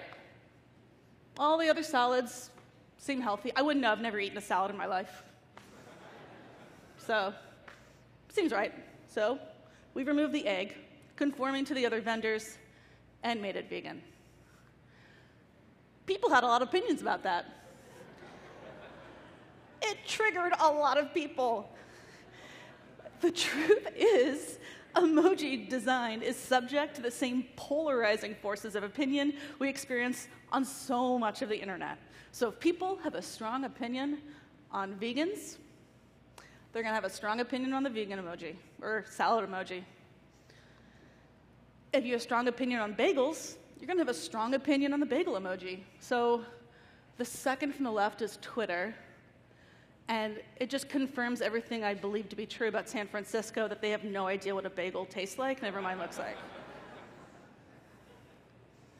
So we've done some other tweaks very recently. We realized that our cricket emoji wasn't actually a cricket. We drew a grasshopper. Oh, and we gave our turtle a hug because he looked like he was dying. He looks like someone bought him on Canal Street and forgot about him. Like, it's so sad. He's so sad. So, I gave him a little hug, and he's like feeling warm again. I know the old blob emoji turtle was so gentle. People wrote poetry about him. There were a lot of fans. So, my favorite poem, a beautiful friend, a wonderful smile.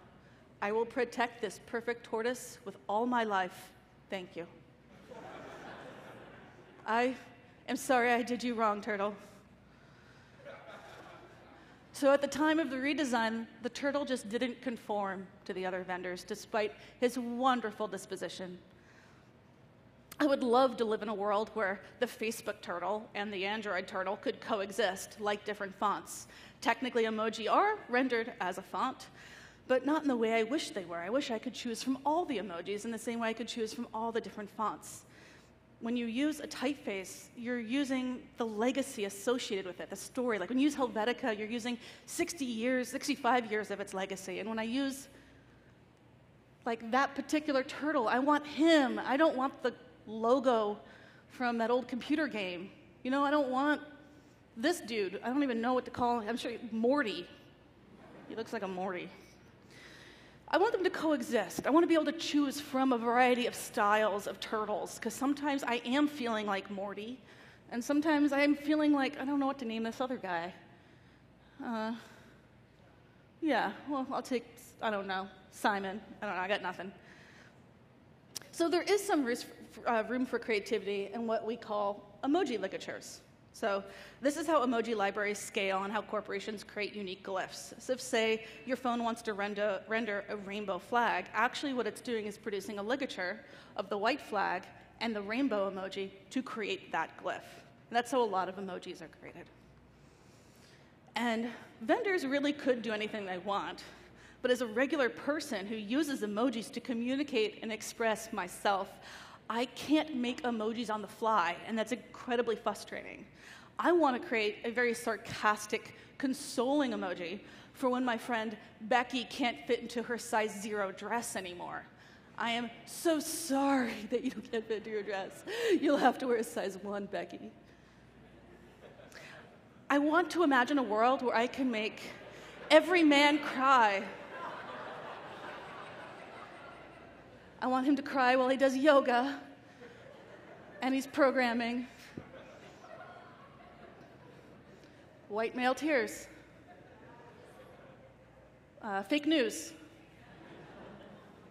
0 chill. I got my period.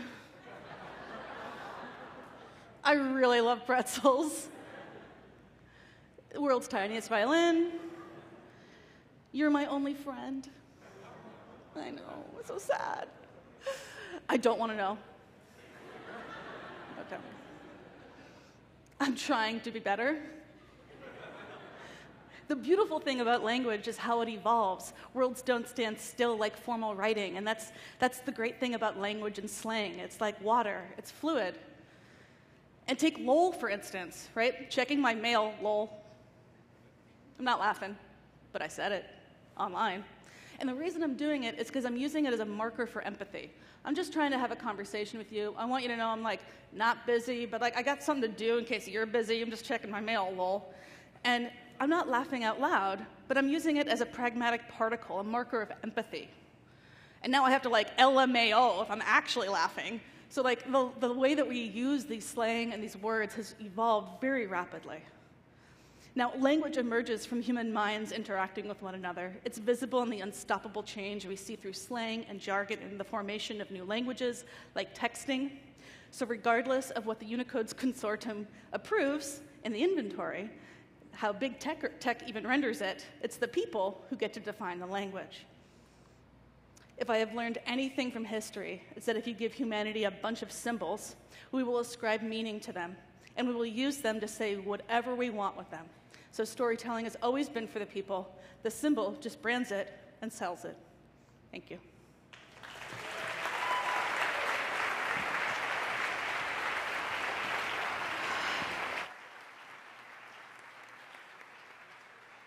Thank you. Thank you, Jennifer. So one thing we do at Typographics is we have people from the audience come and give us a very small, short talk, like a spotlight. And our first one today is from Elizabeth Folletti, a lettering artist and typeface designer who's also a graduate of the Type at Cooper Extended Program.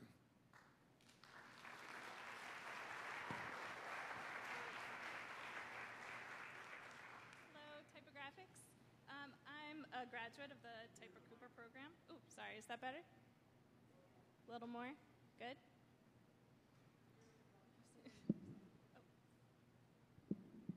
Here we go. Hi. I teamed up with Monotype to bring you guys Type Hunt Bingo. You might have seen the board sitting outside. If you haven't, take a look and grab a board. So each board has a unique set of letters and qualifiers on it, which is brought to you by the magic of Python and Drawbot. So you're challenged to find those letters either here at the conference or while you're walking around New York City. Take pictures of them, post them to Instagram, hashtag TypographicsNYC, hashtag TypeHuntBingo. And if you get bingo, tag Typographics and you might win a prize from Monotype. And if you're playing, come find me, and as long as I have enough, I have some lapel pins that I'm happy to share with any Type Hunt Bingo players. So I'm looking forward to seeing the pictures that you guys have and all the letters that you find. Thanks.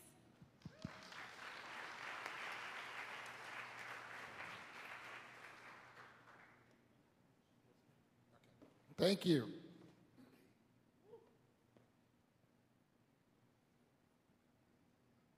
Our next speaker is Bahia Shahab. She's an artist, a designer, and an art historian. She is an associate professor and designer and founder of the graphic design program at the American University in Cairo.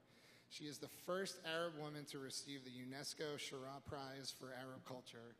Please join me in welcoming Bahia Shahab.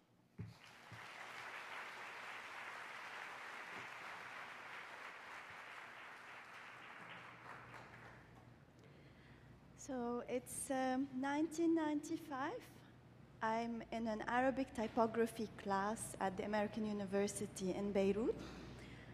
The Civil War had just ended a few years back, and I didn't know that the program that I was studying in was one of the first in the region on graphic design. Our teacher showed us this image of 3 ceramic plates inscribed with Arabic calligraphy, and he named exotic cities like Nishapur and Samarkand of where they were made. To my surprise, they were made hundreds of years ago, but it struck me how modern and attractive the design of the calligraphy on these plates was. In 2010, I was invited to participate in an exhibition commemorating 100 years of Islamic art in Europe. And as a woman, an Arab at the time, I only had one thing to say. I wanted to say no. And in Arabic, to say no, we say no and 1,000 times no. So I started looking for 1,000 different no's on everything ever produced under Islamic or Arab patronage in the past 1,000 years. I collected my findings in a book, and the installation went on display in Munich in 2010. In January of 2011, the revolution started in Cairo. And for 9 months, all I did was collect information as a historian on the revolution online. 9 months later, a video emerges of these people being killed on the street and piled like garbage in Tahrir Square. And the historian in me decided to step aside, and I started taking the no symbols that I designed, and I started spraying them on the street and adding messages to them. The first one I sprayed was no to military rule, no to emergency law, no to military trials, no to a new pharaoh, no to stealing the revolution, no to bullets, no to tear gas, no to sectarian division, no to violence, no to killing, no to burning books, no to stripping the people, no to barrier walls. And I kept spraying these no's over and over again on the streets of Cairo. Over 3 years, I painted several campaigns. I'll share one more with you, and this one is entitled Mukhak Aura. In Arabic, Aura means something that should be covered. There was a lot of aggressive sexual harassment attacks on women who were protesting in the square, and I wanted to create this design on the street to encourage them to go back, because the term aura, or something that should be covered, is usually called for women, like our hair is aura, our voice is aura, our body is aura, and it should be covered. So to counter that discourse, I said your brain should be covered, and I stuck a series of naked women as a brain on the street, expecting that it's going to be peeled off, eventually giving another message, yeah, your empty brain, your brain is aura. So this is what our walls look like right now. We cannot demonstrate on the streets anymore. So for 2 years, I didn't spray, and I didn't go down to the street, but it became unbearable, this oppression. So I took my stencils and I went to Freiburg in Germany, where I was invited as an artist, and I sprayed a new series of no. No to extremism, no to racism, no to blood, no to war, no to borders, no to discrimination, no to hatred, no to killing, no to stupidity. There's a lot of this going around. No to colonialism, no to violence. And I started spraying these no's in different cities around the world. I thought, if I can't spray in my city, then other cities, the world The cities of the world can be my city. In New Orleans, in Vancouver, and in Istanbul. But there came a point where I felt that saying no is not enough and maybe I need to say other things. And poetry always comes to my aid. I picked the poetry of a Palestinian poet. His name is Mahmoud Darwish. And I hand-lettered his first message that says, "Stand at the corner of a dream and fight." And this was painted in Vancouver in 2016. The next one was painted in New York. And it's a tribute for the women prisoners who are in jail. It's also by the same poet. And I was still spraying my no at the time. In Madison, we painted a community mural. It was 0 degrees outdoors, so we painted it indoors first. But I used a triangular module to construct my design, and this whole shape is actually the letter no again, but modernized. And to the impossible, no to the impossible is written in a triangular script. For Beirut, I painted "My country is not a suitcase" with a suitcase font. And in Marrakesh, I really wanted to summarize and abstract the letters, so I used very simple shapes, only 3 shapes, to create the design. The poetry read, "We love life if we had access to it," and the modules were only a rectangle, a circle, and a square. In Tokyo, I painted, "On this earth, there are things worth living for," and I had designed I'm not going to call it a font, but an experiment of circular letters, and I was really happy to find that one of my letters was actually on the Shinjuku station. In Kefalonia, for the people who were drowning at sea, Kefalonia is an island and this is a club where Olympians were training for swimming competitions. And I painted, "Those who have no land have no sea." I used a triangular script for that to illustrate the sails and just the ships that were drowning. In Amsterdam, I used a square script, and the message was, "One day we will be who we want to be. The journey has not started and the road has not ended." Again, it's a square font, quite playful. And I wanted to experiment with a pixelated Arabic script. So this was painted in Stavanger, and the big script reads, "How big is the revolution?" And on the left side, in a very small script, it read, "How small is the state?" And in this, I played with 2 types of pixelated script. And finally, I painted a wall in Paris. It reads, "I will dream." And for that, I used an ancient Kufic script. This is what Tahrir Square looks like right now. It's empty. There are no chants, and there's no graffiti on the wall. They would like you to think that everything is in order. But we will keep dreaming of the day when we can go back to the square and paint it. Thank you.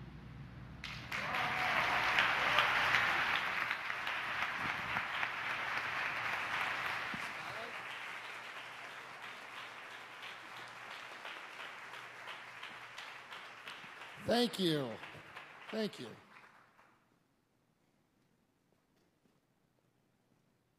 We have our next spotlight now. It will be my friend Dan Radigan. He is a typeface designer and senior manager of Adobe Type. Thank you, Dan. I've been a designer for a long time now, a long time. And there's this tendency when you have specialized knowledge at something, like designers do, where we love books and we we tend to hoard this knowledge about how to refine things and how to do things that can make you a little bit snobby and can be a little bit off-putting to people who are interested in the things that we like but don't have a point of entry. But the reality that I've thought about more and more over the years is I'm actually nakedly populist about design and typography. Like, I started out like Mike. I was into comic books, and drawing comic books made me like this. It was my gateway drug to the world of this. And over the years, I loved doing things like playing with rub-down type and making zines and tinkering in the early days of the web to publish. And it's really brought me more and more to this idea that all the things that we learn how to do well, we benefit from how much easier it gets to do this stuff. So we can make big decisions and have big ideas more easily. But that makes it so much easier for all the people around us who have something to say or something to make so much easier too. And it's great that other people can like start doing the things that we do, and we should help them. Like, you should like help your cousin make a flyer or show them how to do it and be like, it's okay, you can do it. You should help someone who feels like they're unjustly treated by society get their word out and tell their story. We don't have to be the gatekeepers. We can be the people who open the gates, because all the pieces are there for everyone to work with.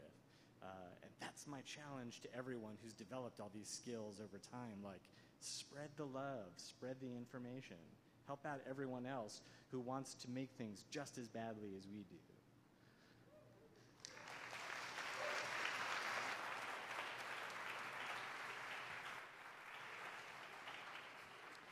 Thank you, Dan. All right, our next speaker, and it'll be the last speaker before lunch, is Peter Bielak. Peter works in the field of editorial, graphic, and type design. He started the Typotech Type Foundry. He co-founded ... started Works That Work, and most recently he co-founded FontStand, a font rental platform. Please join me in welcoming Peter Bielak.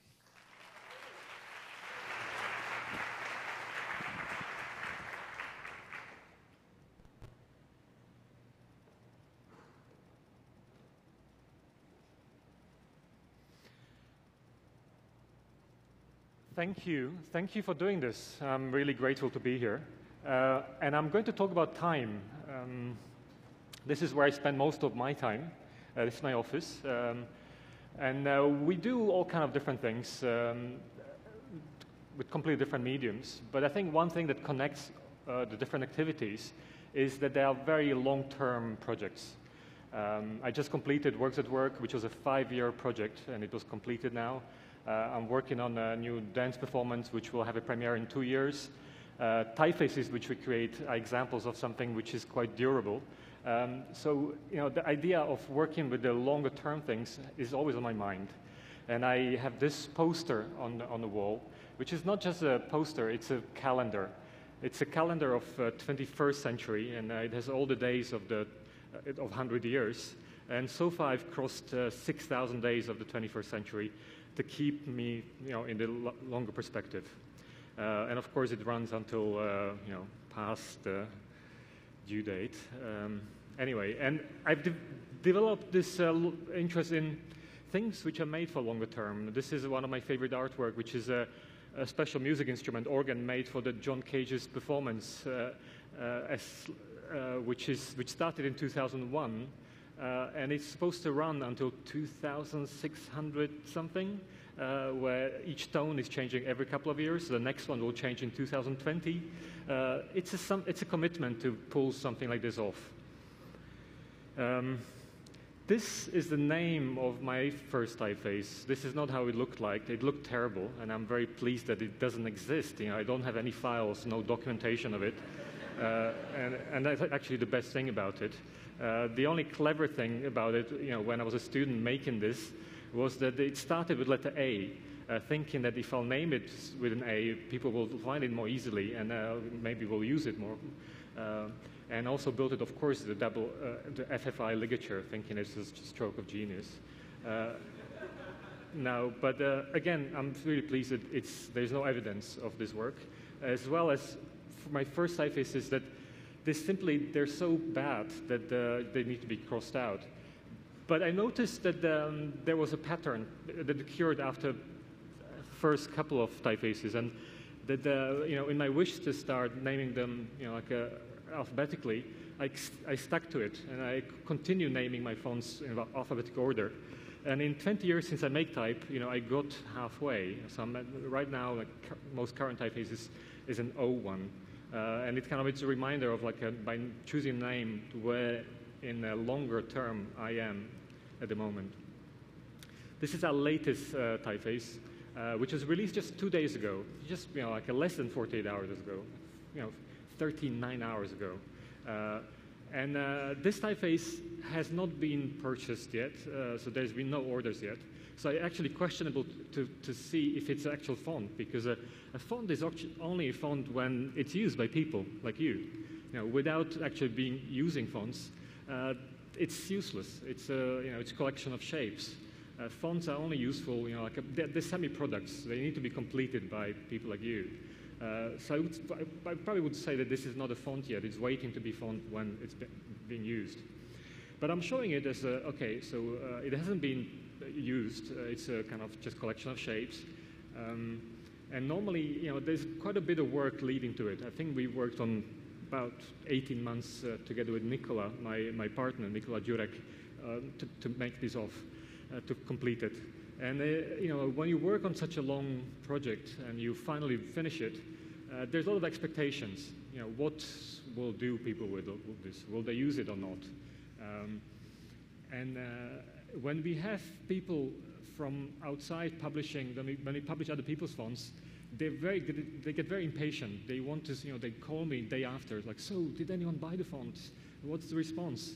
And of course you get your likes and retweets on the Facebook and Twitters, but this doesn't really count for the fonts. It actually has to be purchased and used. So people get very nervous.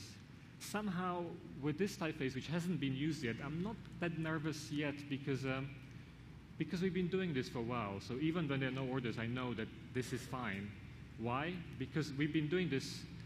This is my kind of first series typeface. This is one of our bestsellers that I designed in 2001, so 17 years ago. And the first order came after 55 days, so after 2 months of being on the market. Actually, it was the only order in the first year. There was only one order in the first year. So again, you put so much work in it, and then I think we earned $200 in the first year. Is it me? No. If I look at this chart, this is Fedora Sans and how it has done over time. It has done pretty well. As I said, it's one of our bestsellers. And it took 11 years for this typeface to reach its commercial potential, to reach its peak. 11 years, so it's a kind of longer term. And coming back to people who publish typefaces for the first time, or having less experience, it is difficult to kind of get this perspective. Imagine that you make an informed decision after first year. After first year, imagine when there are no orders and you think something's on the right, but the typeface is completed, so you cannot redesign it. So the only thing that people kind of think of changing is the price tag. So they would discount it in hope that it will be used more often. And that may be an unfortunate decision, because you basically you devalue a product before it can actually reach its potential. And people don't realize that this is a longer-term game, and the short-term aims are not really relevant for your longer-term perspective. This typeface hopefully will be used for years to come. So discounting may not be the best thing to do. Again, we have actually data to document this, why this may not be a good thing.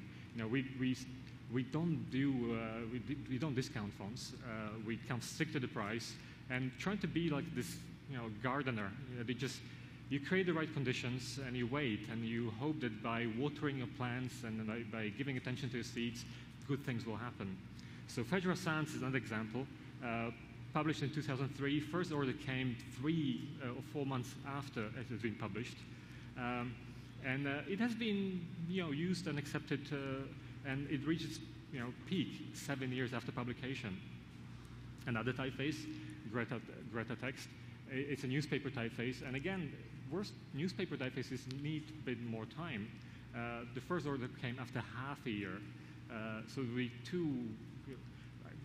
you shouldn't worry too quickly about things. And since then, again, it took 7 years to reach its peak.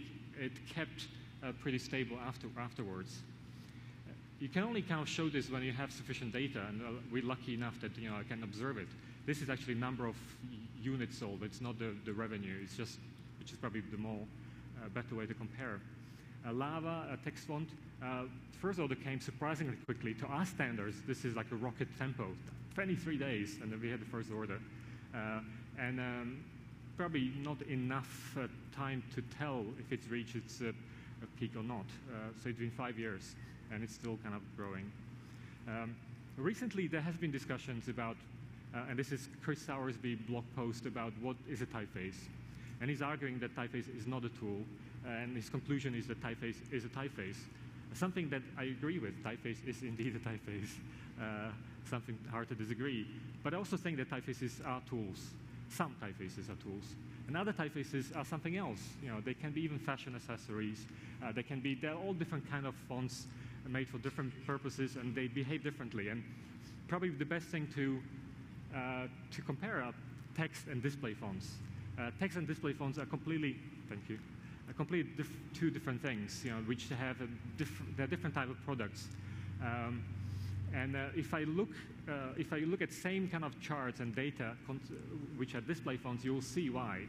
So this is a Climax font by André Joop, talented designer, whose typeface we are fortunate enough to publish it. And we've seen that it takes time for us for fonts to be established and used. For Climax, it was only 4 hours before first order came in. And it reached its peak very, very quickly, in the first year. But then it went slowly down. So it's completely reverse chart than to display fonts. So it's the same foundry, same. I don't doubt the quality of the product. It's aimed at a completely different use. Another example, Karloff, display typeface published not so long time ago. First order came within an hour, which is, again, for us, it's unprecedented. And then slowly it went down since then, because, again, it's a completely different typeface than if you have like a dysfunctional text fonts that we do. A more recent typeface of ours is November, which is a fairly new one, published only in 2016. And first order came quickly for our standards. And there's not enough data to talk about acceptance and use of this typeface. But if I look at typefaces which I've shown you until now, which is now the base of our collection, there's a few things that you can tell. First is that these typefaces stay and continue being useful for a longer period of time, which is great. It's a great investment for users. I think that hopefully justifies or explains the costs. And another thing I can tell about this chart is that if you look at the blue bit, which is the last typeface, it has completely different curve than the previous typefaces. And I've seen it with other recently published typefaces in our collection that the growth in the last 2 years is a different one than in the first years. It has to do with number of clients we have, but also it has to do, I think, with one thing, and what has been mentioned, with FontStand. I don't know if you guys know what FontStand is. FontStand is this application started by type designers that allows testing things right away. A lot of foundries use it, that they coordinate their releases, and the day when they release a typeface, they put it on FontStand so people can try it for free legally, or they can rent it. And of course, it's kind of win-win-win situation model, because it's great for the users to be able to test it, to test drive. It's great for the Type Foundry because you get extra revenue from rentals. But for us, for the Type Foundry, the best thing is that people can actually get their hands on what we're doing. If you're selling an expensive product like an expensive typeface or expensive car, you need a test drive. Without it, it's hard to explain like why something is worth its money. So November, which was launched this day and a half, 2 days ago, it doesn't have any orders. But I checked this morning, and in 24 hours, there's been 14 people trying it. And I think that's a great thing, because again, when people try it, in our statistics, every sixth person trying it usually ends up renting it or buying it from the foundry. So I would want the more people try it, the better. And that's why I'm kind of optimistic about, about the future of this font, and I'm not nervous that even when there are no orders, that it will be used eventually. Let's have a look at the lifespan of typefaces, and I looked at the random selection, at the selection of best-selling typefaces at MyFonts, which is a good sort of overview of a picture of 2018 of how is it doing, and you'll see that first you see that Adrian Frutiger's work is extremely popular still, which is a great thing. You also see that they're all sans serif fonts, which is probably understandable and probably, again, a snapshot of the time. You also notice that most of the people on that list are no longer alive because the first year is the year of the original design, and second is kind of the remastering and the particular version. So it's a lot of dead people on the list.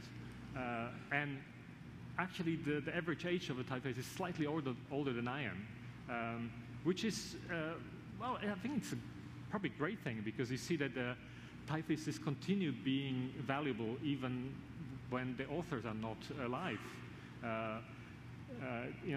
It's hard to imagine any other product which is useful after such a long time after being made.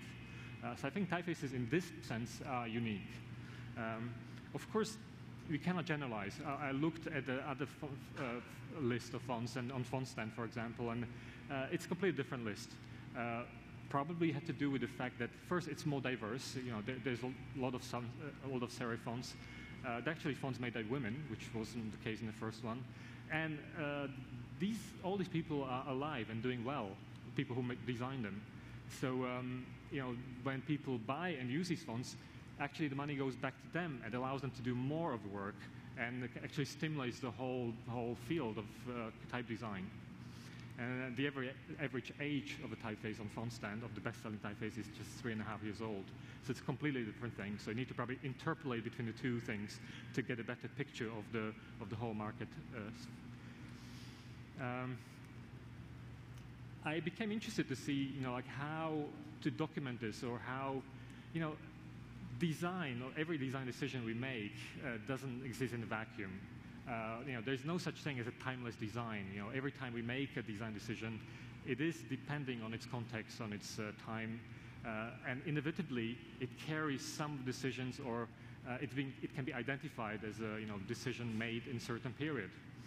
I tried to look at some other product which is mainly about functionality and performance, but also contains a lot of aesthetical decisions. And I think the closest I could find out was probably car design. So if you look at the iconic cars from the 60s, I think they're beautiful, but they are pictures of the 60s. So this would be the beautiful Citroën DS, and this is the 70s pictures. And these shapes, if you look at them, they are extremely simple shapes. All these cars, they're trying to be fast and functional and utilitarian, at the same time well designed. And from the simple shapes where every car is trying to be aerodynamic, you can also see some decisions, and you can see how the curves age over time. That you identify some things as being rooted in certain periods. So if you look backwards, I imagine 50 years from now, if you look at this Tesla, we'll see, wow, this is such an example of 2018, just based on the curves that we see. Again, it's very simple things. The cars evolve actually, very little, but we can still identify the design elements which are there. But with type design, it's a strange thing that type design seems to be a little different from the rest. here's a design brief I received a few years back. I got a design project which was a dream project, but also impossible one, completely paradoxical one that I could not just fulfill, is to make something then, 4 years ago, but something that should be relevant and look fresh 20 years later. And when you look at these cars, you see that car which is 5 years old looks like a car which is 5 years old. It cannot look like a new car.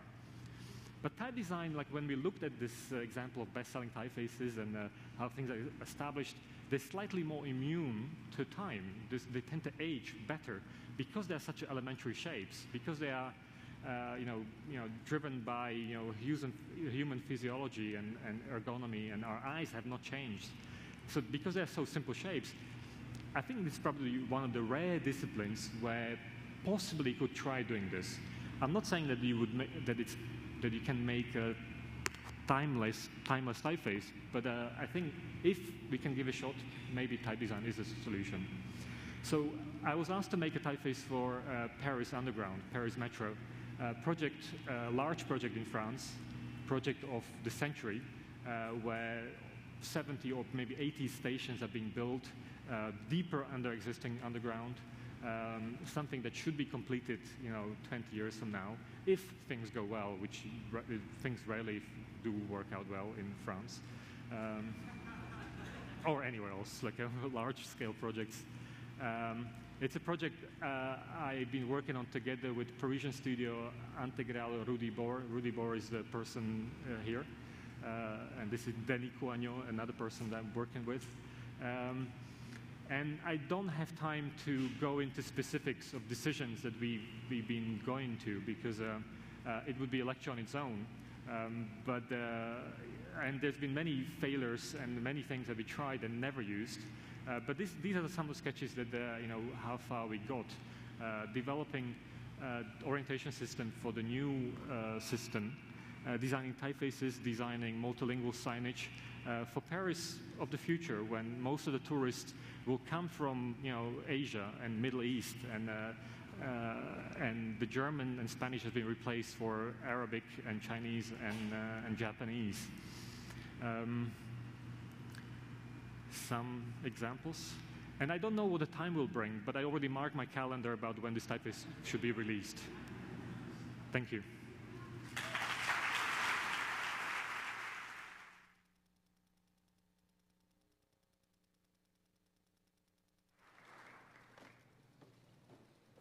Thank you, Peter. Let's have a round of applause for all the speakers so far today.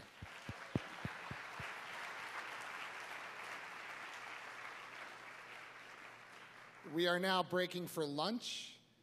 Please be back at 3 p.m. in your seats. Thank you.